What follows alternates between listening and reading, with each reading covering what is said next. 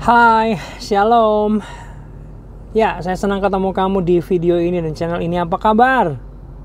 Saya berharap kamu sehat dalam keadaan yang sempurna ya. Amin. Hari ini saya mau bicara tentang panggilan Tuhan. Ya, karena kalau boleh jujur guys, banyak orang-orang yang hidup tapi tidak menghidupi panggilan Tuhan dalam hidupnya. Cuman hidup aja. Ya, lahir, gede, sekolah, nikah, punya anak, kerja, ya, tua, terus innalillahi wa inna ilaihi rajiun, meninggal gitu doang. Hidupnya tidak menggenapi tidak menggenapi panggilan Tuhan dalam hidupnya. Jadi saya mau kasih tahu gini, ternyata guys, kamu dan saya dan setiap orang, ya, setiap pribadi itu punya panggilan spesifik di dalam Tuhan, ya, punya panggilan unik sendiri. Ya, kamu dilahirkan di dunia ini untuk melakukan apa sih? Untuk jadi apa sih? Untuk berkarya apa sih? Tuhan mau kamu jadi apa? Jangan cuma numpang hidup doang ada di dunia ini. Ya. Tuhan punya tujuan. Setiap barang punya tujuan, termasuk termos. Aduh, knalpotnya kurang sopan ya, mungkin gak sekolah waktu itu. Kembali lagi. Setiap barang itu punya tujuan hidupnya masing-masing. Contoh termos ini, dia diciptakan untuk menyimpan air panas dan bahkan air dingin, untuk menjaga terus awet panasnya atau dinginnya. Ya, apa lagi? Sendok diciptakan untuk makan, spesifik. Ya, kabel diciptakan untuk menyalurkan aliran, gelombang listrik dan lain sebagainya. Gelombang listrik ada nggak ya? Tanya yang elektro. Apalagi baterai ini kecil diciptakan ya untuk memberikan daya. Apalagi coba cari barang di sekitar. Semua barang yang ada, termasuk aspal, termasuk apalah, bata, itu punya tujuannya masing-masing. Masa hidupmu nggak ada tujuannya? Nggak mungkin. Semua barang ada manfaat, ada tujuannya loh. Semua barang. Masa hidupmu yang hebat seperti ini tidak ada tujuannya? Gak mungkin. Tuhan pasti punya tujuan. Ya, dari tampang saudara kayaknya gak terlalu percaya sama saya. Saya kasih ayat aja ya. Bercanda ya, bercanda. Sekali lagi saya mau bilang, kamu punya tujuan yang khusus, unik, spesifik, beda dari orang lain. Ya, original kamu Tuhan mau. Jangan jadi orang lain, jadilah diri sendiri. Contoh nih, ngomong tentang basket. Ada orang yang jago banget basket, ya. Michael Jordan punya gaya sendiri, ya. Shaquille O'Neal, ini kelihatan umurnya kalau ngomong Michael Jordan dan Shaquille O'Neal ya. Ya, punya gaya sendiri. Walaupun mereka berdua pencetak poin sama-sama, tapi gaya mencetak poinnya beda gitu, tau maksud saya. Ya, belum lagi ada yang jago rebound, bukan pencetak skor. Siapa? Mungkin Dennis Rodman. Dia jago basket tapi dalam hal rebound. Ya, jadi setiap orang punya panggilan unik masing-masing, spesifik masing-masing, beda-beda. Jangan jadi orang lain. Jangan pengen jadi orang lain maksudnya. Ya, saya mau kasih ayat bahwa gini.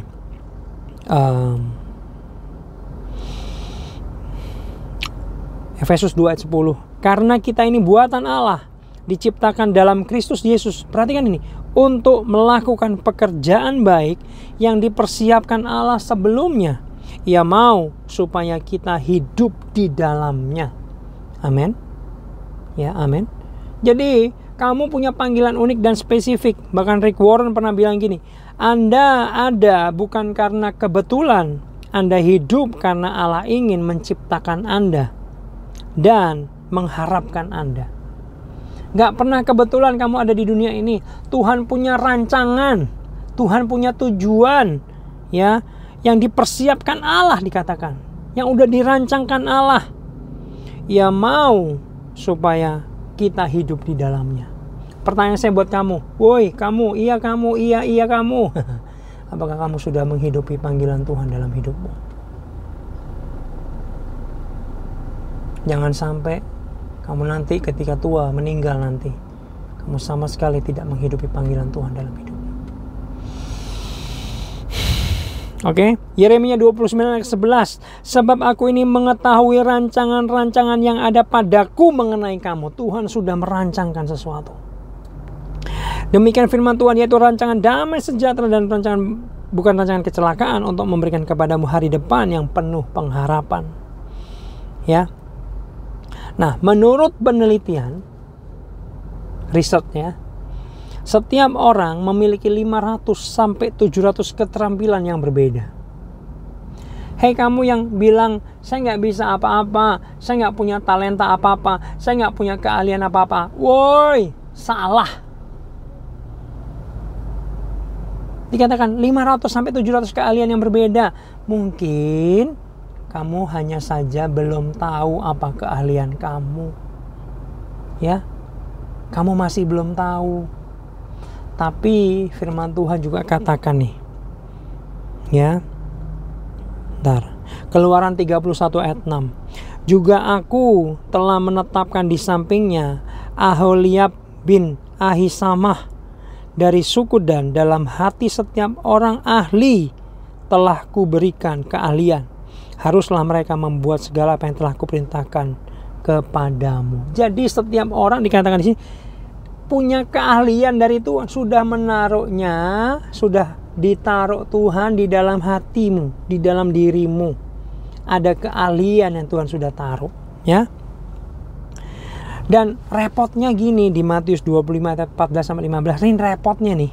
Sebab hal kerajaan surga sama seperti seorang yang mau berpergian ke luar negeri, yang memanggil hamba-hambanya, mempercayakan hartanya kepada mereka. Perhatikan ini. Yang seorang diberikannya 5 talenta, yang seorang lagi 2, dan yang seorang lain lagi 1. Masing-masing menurut kesanggupannya ia berangkat, lalu ia berangkat. Nah, perhatikan ini. Setiap orang punya talenta dari Tuhan. Ada yang banyak, ada yang sedikit, ya, tapi pasti punya keahlian. Ya, pasti punya keahlian, pasti punya keahlian. Bahkan Albert Einstein bilang setiap orang adalah jenius. Dan saya juga punya video setiap orang adalah jenius, kamu bisa klik nanti setelah ini. Ya. Jadilah diri kamu sendiri sesuai dengan panggilan kamu. Sepertinya bahasa saya gini, gue banget. Ya, jadilah diri kamu sendiri, gue banget. Kamu dipanggil untuk jadi gue banget, jadi diri sendiri. Nah, pertanyaan besarnya mungkin dari kamu sekalian adalah, Kak, gimana cara tahu panggilanku, Kak? Hari ini saya akan mencoba menolong kamu untuk menemukan bagaimana cara menemukan panggilanmu.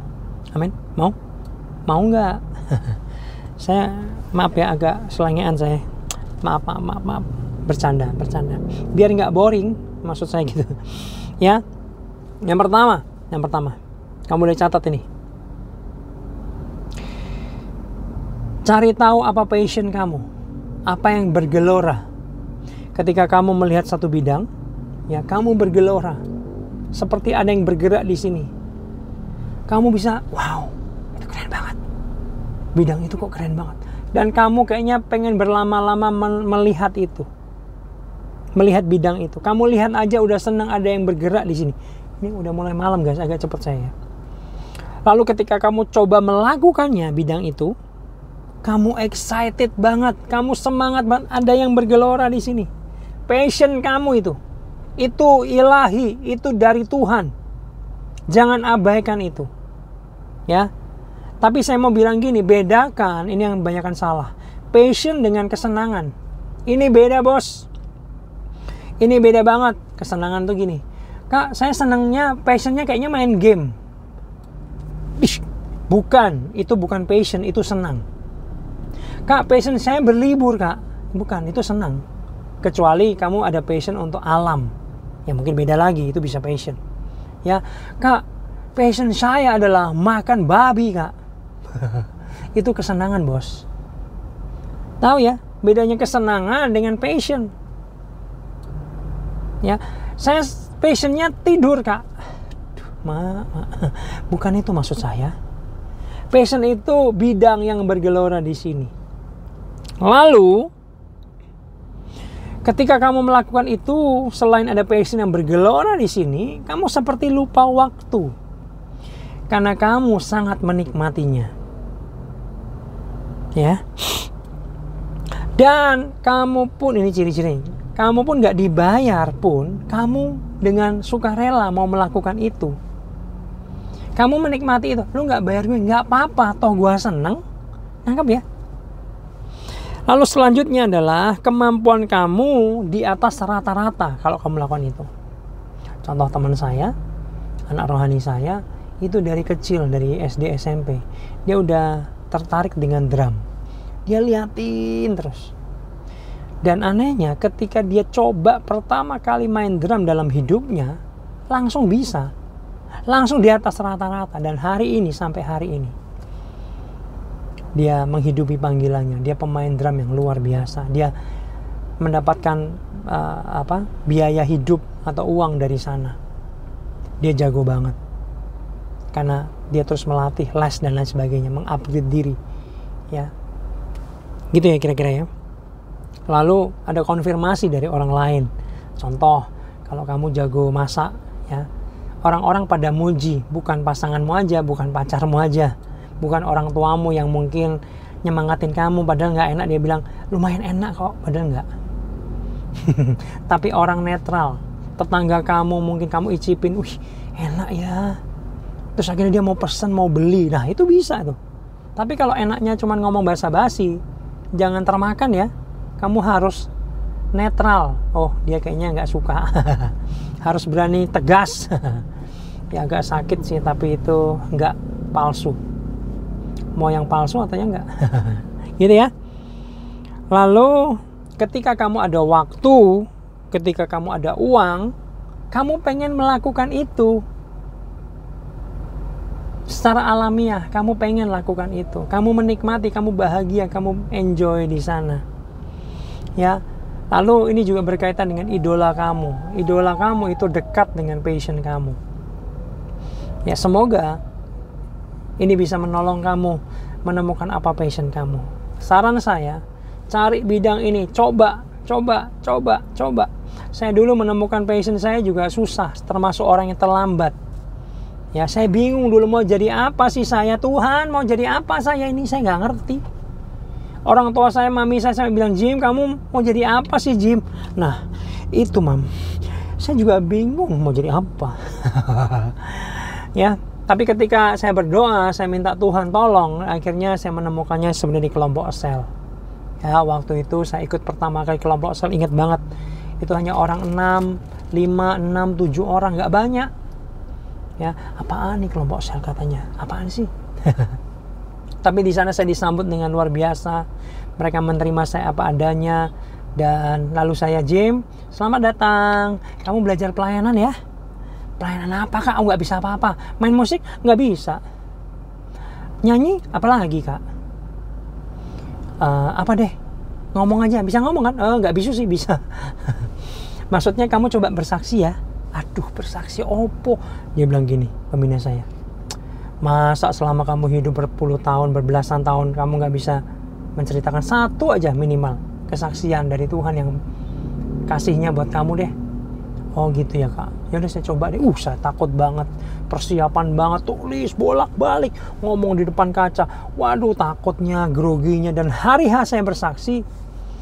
Ini bergetar semua, lutut saya juga bergetar serius. Saya ketakutan. Yang sudah saya rancangkan mau ngomong hilang semuanya. Kacau banget, saya nggak tahu ngomong apa. Tiba-tiba dalam hitungan detik udah selesai. Saya menyesal, saya ngomong apa sih tadi. Tapi pembina saya keren. Dia bilang apa? Jim, kesaksianmu keren banget. Dalam hati saya bilang, lu bohong banget. Gua kacau tadi. Lalu setelah dia ngomong gitu, ini yang buat serem saya. Apa? Jim, minggu depan kamu coba bawa sharing firman Tuhan ya. Khotbah singkat. Mau pingsan. Tapi ketika saya, ya udah Kak, saya mau belajar. Gimana sih Kak, saya takut nih. Diajarin. Kamu ambil topik tertentu, cerita tertentu, kamu kasih satu ayat, itu sudah khotbah. Oh iya? Oke. Saya doa, puasa, serius. Saya siapin, Tuhan ngomong apa Tuhan. Saya latihan di depan kaca terus. Wah. Hari H saya sharing firman Tuhan atau khotbah singkat. Sama kayak minggu lalu. Selesai dalam hitungan detik, saya nggak tahu harus ngomong apa lagi. Macet semuanya, lupa semuanya, kacau, bergetar. Grogi minta ampun. Saya nggak ngerti, kayaknya khotbah terjelek di dunia yang saya lakukan. Tapi yang keren pembina saya bilang, Jim, khotbahmu keren banget. Dalam hati saya juga bilang apa? Lu bohong lagi.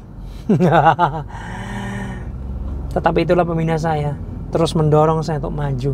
Dan ketika saya mulai dilatih terus, karena kan saya main musik, nyanyi nggak bisa, ya pelayanannya cuma itu, kesaksian, sharing firman Tuhan, Dan ketika sudah beberapa kali saya melakukan itu, biar terang ya, lalu tiba-tiba saya merasakan ada yang bergerak di sini, ada yang bergelora di sini. Tiba-tiba secara nggak sadar saya menanti-nantikan kapan saya dijadwalin lagi kesaksian atau khotbah. Serius. Dan belakangan saya baru tahu bahwa ngajar khotbah adalah panggilan saya. Saya pernah ngajar di sebuah sekolah, ngajar agama Kristen 5 tahun. Saya happy banget. Saya menghidupi panggilan saya. Ketika saya dijadwalin khotbah, jadwalin ngajar Alkitab, saya senang banget. Saya nggak beban, nggak, saya happy. Itu hobi saya sepertinya. Amin. Sekarang pertanyaannya, kamu dipanggil Tuhan untuk melakukan apa di dunia ini? Ada sebuah cerita yang ironi banget. Jadi dia itu anak desainer kondang kelas dunia. Papanya itu desainer top, kayaknya nomor 1 di dunia. Ketika papanya tua dan mau wafat, anaknya ini dipanggil, kamu meneruskan desainer papa ini ya. Ini udah mendunia, kamu tinggal menjalankannya, kamu akan kaya raya. Anak ini ya aja, dia menjalani bisnisnya itu. Tapi sesungguhnya di dalam batinnya sini, passionnya dia adalah menjadi seorang dokter. Dia itu happy banget, dia itu senang banget hal-hal tentang kedokteran, kesehatan, dia senang banget. Ya. Lalu seorang sahabat meyakinkan dia, padahal dia sudah umur 50 tahun. Hei sahabatku, aku tahu kok passion kamu bukan desainer seperti ayah kamu. Kamu pengen jadi dokter kan? Udah, walaupun kamu umur 50 tahun, sekolah aja jadi dokter. Hah? Serius? Ini gimana? Ya sambil kamu kerjakan, sekolah dokter. Akhirnya dia ambil keputusan yang besar dalam hidupnya. Dia sekolah dokter, 5-6 tahun dia lulus. Dia menjalani profesi dokter. Saya nggak tahu ceritanya itu, desainernya bagaimana, tapi dia menjalani profesi seorang dokter. Lalu ditanya sahabat, gimana sekarang hidupmu? Sahabat tahu nggak? Gue baru ngerasain hidup selama 56 tahun ini. Sekarang ini benar-benar hidup menjadi seorang dokter. Itulah passion saya selama ini. Itulah mimpi saya. Itulah gelora saya. Itulah panggilan saya. Dia happy banget menjadi seorang dokter yang berhasil. Bagaimana dengan hidupmu teman-teman? Pertanyaan saya, apakah panggilan hidupmu di dalam Tuhan? Kamu dilahirkan ke dunia ini untuk melakukan apa sih? Ya, ayo gali potensimu, cari tahu, berdoa sungguh-sungguh, kejar Tuhan untuk cari tahu apa panggilan hidupmu. Coba segala macam bidang lalu rasakan di dalam sini. Ada nggak yang bergelora di sini? Amin. Dan ketika itu ada kemungkinan lakukan itu. Kalau kamu suka, kamu akan melakukan dengan segenap hati, dengan yang terbaik, maka hasilnya pun akan terbaik. Dan biasanya uang itu tidak jauh dari itu. Amin. Amin. Jangan kamu terjebak dalam kamu cuman hidup ya karena untuk dapat gaji menghidupi keluargamu dan kamu. Mungkin kalau kamu sudah ada di posisi itu, saya nggak menyarankan kamu bisa tinggalkan semua dengan tidak bertanggung jawab. Jangan. Kamu lakukan itu ya, tanggung jawabmu untuk menghidupi keluarga, tapi buat sampingan apa yang menjadi panggilan kamu. Terus pupuk, terus gali, terus asah, terus latih terus. untuk nanti mengkilat menjadi besar dan kamu bisa tinggalkan pekerjaan yang bukan passion itu dan menghidupi passion, karena uangnya akan datang. Betul? Amin. Ya, oke, jadilah menurut panggilan Tuhan saja dalam hidupmu. Ngomong-ngomong wis meh bengi, udah mau malam guys. Mungkin kita sudah dulu ya. Saya mau berdoa buat kamu, boleh? Pejamkan mata, taruh tanganmu di dada. Dalam nama Yesus Tuhan, hamba berdoa buat teman-teman yang menyaksikan video ini. Mungkin dari mereka ada yang belum menemukan panggilan hidup mereka di dalam Tuhan. Tuhan, tolong mereka. Kasihani mereka, berbelas kasihan kepada mereka. Tunjukkan, bukakan kepada mereka apa panggilan-Mu dalam kehidupan mereka. Tuhan tolong, berikan petunjuk, berikan jalan. Supaya dia juga diberikan kemampuan untuk menghidupi panggilan-Mu dalam hidup mereka ya Tuhan. Dalam nama Yesus, hikmat-Mu, tuntunan-Mu nyata dalam kehidupan mereka. Terima kasih Tuhan, terima kasih Tuhan, terima kasih Tuhan. Jadilah kehendak-Mu dalam hidup mereka, demi nama Yesus. Amin, amin, amin. Semoga ini bisa menjadi berkat ya guys. Tuhan Yesus memberkati kamu. Bye. Bye.